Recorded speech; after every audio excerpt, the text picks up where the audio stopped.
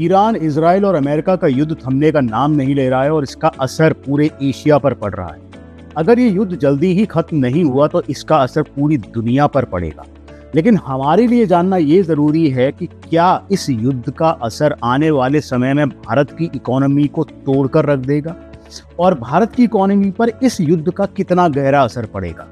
जानने के लिए देखिए पूरा video. India is a member of BRICS, who has decided that they will not support a fellow member of BRICS, Iran. India is going to pay a heavy price for its decision to support Israel and support this war. India could have been one of those nations that got an exception to the transit out of Strait of Hormuz, but India is now a declared enemy of Iran, and India is going to suffer a huge economic hit. It's not an ally of the United States. It's not an ally of anybody. It is unreliable, completely unreliable. And that was proven when you have Iran, a fellow BRICS member, being betrayed by India. पूरी दुनिया देख सकती है कि America ने अपने लालच के लिए पहले वेनेजुएला के प्रेसिडेंट को अगवा किया और वेनेजुएलन रिफाइनरीज पर अपना कब्जा किया। वेनेजुएलन रिफाइनरी में निकलने वाला क्रूड ऑयल काफी हैवी होता है और उसमें ईरान और गल्फ कंट्रीज के ऑयल की मिक्सिंग की जाती है ताकि उसको उपयोग के लिए बनाया जा सके। अमेरिका ने अपना निशाना ईरान पर साधा और ईरान और इजराइल के बीच में ऐसे हालात पैदा कर दिए कि दोनों देश एक दूसरे के ऊपर युद्ध करने। पूरी दुनिया को दिखाई दे रहा है कि ये सिर्फ एक लालच भरा कदम था जो कि दो देशों की बर्बादी का कारण बना हुआ है। लेकिन ये बर्बादी सिर्फ दो देशों की नहीं है, इसका बहुत गहरा असर भारत की इकोनॉमी में पड़ने वाला है। हमारे देश की खपत का 50% तेल गल्फ कंट्रीज से आता है और ये तेल हमें ये सुविधा देता है ताकि हम अपने देश में हमारे देश के लोगों को एक सही कीमत पर और उचित दामों पर तेल मिल सके। अगर आपको याद हो कि कोविड के दौरान जब पूरी दुनिया भर में तेल के दाम निचले स्तर पर थे, जब क्रूड ऑयल के प्राइसेस $40 पर बैरल से भी कम थे, तब भी हमारे देश में पेट्रोल डीजल के दाम कम नहीं किए गए थे और सरकार का कहना था कि हम अपने रिजर्व्स को बढ़ा रहे हैं।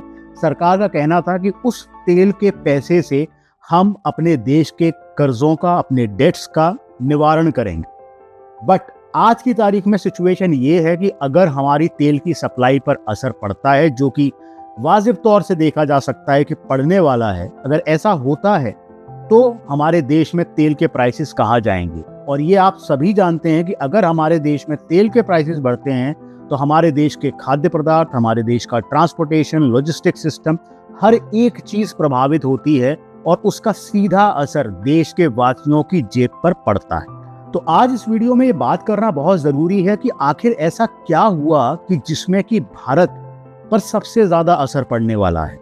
मैं फिर से दोहराना चाहूंगा, मैंने अपना पिछला वीडियो बनाया था यूएस ट्रेड डील के ऊपर और मैं फिर से दोहराना चाहूंगा कि भारत ने ये डील एक दबाव में आके साइन की।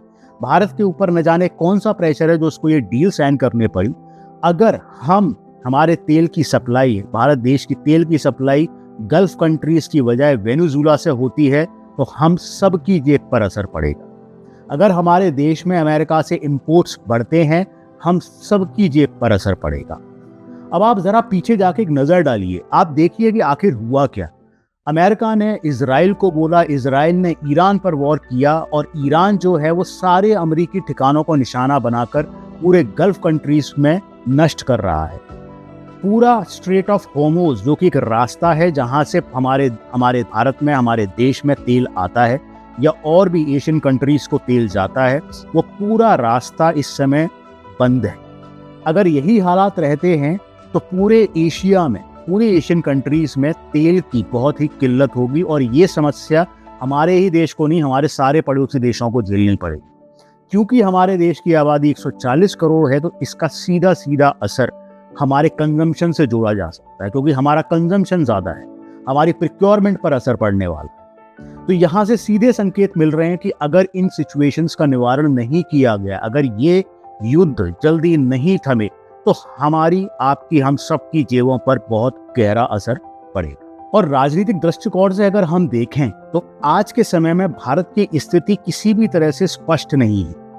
अभी पिछले ही दिनों आपने सुना होगा कि ईरान का एक नौसैनिक जहाज हमारे यहाँ से ट्रेनिंग कर जाता है और उस जहाज को नष्ट कर दिया, जिस पर हमारे देश की कोई टिप्पणी नहीं होती। ये बहुत ही दुखद घटना थी और जिस दुखद घटना पर भारत को अपनी टिप्पणी देनी चाहिए थी या कोई जिम्मेदारी लेनी चाहिए थी, लेकिन हमारे देश द्वारा कोई जिम्मेदारी या कोई टिप्पणी उस पर नहीं। अब हमारे सामने सिचुएशन ये है कि एज अ कंट्री, जो कि हम एक पावरफुल कंट्री हैं, हम 140 करोड़ लोगों का देश है, हम पूरी दुनिया में उन कंट्रीज में से एक है जिनका कंजम्पशन सबसे ज्यादा है। अगर आप अमेरिका की इकोनॉमी देखेंगे तो वहाँ की ऑलमोस्ट 40% कंपनीज के जो मेजर रेवेन्यूज हैं वो एशियन कंट्रीज से आते हैं। उसके बावजूद भी आज हमारी स्थिति ऐसी है कि हम अमेरिका के सामने कहीं ना कहीं हम ऐसे बिहेव कर रहे हैं कि हम अंदर से डरे हुए हैं। हम इस तरीके से अपने बयान दे रहे हैं या हम अपने बयानों को इतना कंट्रोल कर रहे हैं कि हमारे देश में आया हुआ एक नौसैनिक जहाज जिसे मार गिराया जाता है, जिसमें कि 87 नौसैनिकों की जान जाती है, और उसके बावजूद भी हम चुपचाप बैठे हुए। ये स्थिति अच्छी नहीं। लेकिन हम अगर पॉलिटिकल नजरिए से देखें और थोड़ा सा हम अगर हिस्ट्री में जाएं, एज अ कंट्री हमने कभी भी किसी देश के सामने कभी अपने घुटने नहीं टेके। हमने कभी भी किसी देश के सामने अपने आप को इतना कमजोर नहीं दिखाया कि हम अपने वक्तव्यों को, अपनी टिप्पणियों को इतना सीमित कर लें कि एक बड़ी घटना होती है और हम उस पर कुछ ना कहें। ऐसा कभी नहीं। आप हिस्ट्री उठा के दे सकते हैं, चाहे वो सरकार बीजेपी की रही हो, चाहे वो सरकार कांग्रेस की रही हो, कभी भी ऐसा नहीं हुआ जो आज के समय में हो रहा है। और मैं आपको यहाँ बड़े स्पष्ट तौर पर कहना चाहता हूँ कि अगर आप मीडिया में खबरें देखेंगे, आज के समय में हमारे सोशल मीडिया पर भी काफी सारे लोग इस बात को कह रहे हैं कि भारत का एक स्पष्ट रोल होना चाहिए इजराइल और ईरान के वॉर पर। हमारा एक स्पष्ट स्टैंड होना चाहिए, हमारा एक क्लियर स्टैंड होना चाहिए। हमें खुलकर बोलना चाहिए कि क्या सही है और क्या गलत है। हमें आंखें बंद कर कर चुपचाप हर बात को या हम किसी के इंस्ट्रक्शंस को फॉलो नहीं कर सकते। कोई दूसरा या तीसरा देश हमें नहीं बता सकता कि हमें तेल कहाँ से खरीदना चाहिए, हमें प्रिक्योरमेंट कहाँ से करनी चाहिए, और हम अपने देश की इकोनॉमी को कैसे चलाएंगे। कोई भी कंट्री, कोई भी देश इस बात को हमें नहीं बता सकता। लेकिन दोस्तों, ये बहुत दुखद है कि ऐसी घटना हो चुकी है। आने वाले समय में देखा जा सकता है कि अगर इसी तरह के हालात बने रहे तो हमारे देश पर दबाव बढ़ता चला जाएगा, जिसका सीधा असर हमारी इकोनॉमी पर पड़ेगा। अगर अमेरिका हमारे ऊपर अपने टर्म्स लागू करता रहेगा, अगर हमारे ऊपर वो इस तरह की डील्स को थोपता रहेगा, तो आने वाले समय में ये हमारे देश के ऊपर और हर देशवासी के ऊपर एक भारी भरकम बोझ होने वाला है। तो दोस्तों, मैं आप सभी से पूछना चाहूंगा कि आपकी क्या राय है इस बारे में। क्या आपको लगता है कि हमारे देश को यहाँ पर अपना एक क्लियर स्टैंड लेना चाहिए? क्या हमें, चाहे वो इजराइल के लिए हो, चाहे वो ईरान के लिए हो, हमें अपनी बात को सीधे और साफ शब्दों के तौर पर रखनी चाहिए? क्या हमें अमेरिका के दबाव में आना चाहिए, या हमारी देश की सरकार को अपने निर्णय खुद अपने तरीके से लेने चाहिए? प्लीज कमेंट करके बताइए आपकी क्या राय है। क्या हमारी देश की सरकार को अमेरिका की डील्स के सामने अपने आप को मजबूती से रखना चाहिए या नहीं रखना चाहिए? प्लीज आप कमेंट करके बताइए। मिलते हैं अगले वीडियो में, and thanks for watching this video. Thank you so much.